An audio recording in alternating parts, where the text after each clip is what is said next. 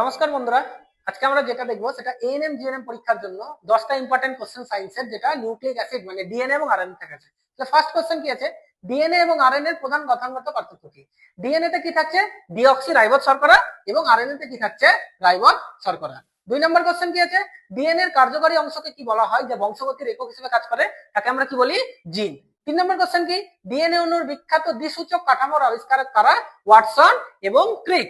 4 নম্বর question কি, DNA তে উপস্থিত নাইট্রোজেন বেস জোড়াগুলি কিভাবে বিন্যস্ত থাকে? তাহলে অ্যাডেনিন এবং থাইমিন এবং গুয়ানিন এবং সাইটোসিন জোড়ায় এদের মধ্যে কি বন্ধনী থাকছে?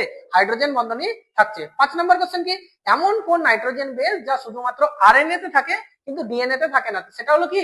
ইউরাসিল, যেটা শুধুমাত্র আরএনএ তে থাকে। 6 নম্বর কোশ্চেন কি, কোষের প্রোটিন সংশ্লেষ প্রক্রিয়ায় প্রধান ভূমিকা কে পালন করে? সেটা হচ্ছে আরএনএ।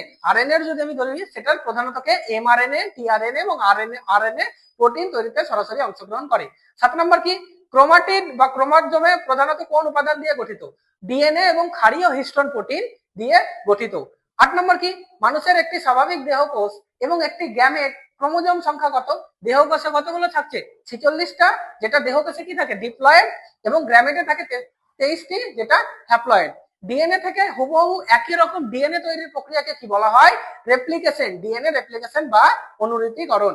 10 নম্বর কোশ্চেন, কোষে সাধারণত আরএনএ কোথায় তৈরি হয় এবং এর প্রধান অবস্থান কোথায়? নিউক্লিয়াসের ভিতরে ডিএনএ থেকে আরএনএ তৈরি হয়, আরএনএ নিউক্লিয়াসের ভিতরে ডিএনএ থেকে তৈরি হয় এবং প্রধানত সাইটোপ্লাজমে অবস্থান করে।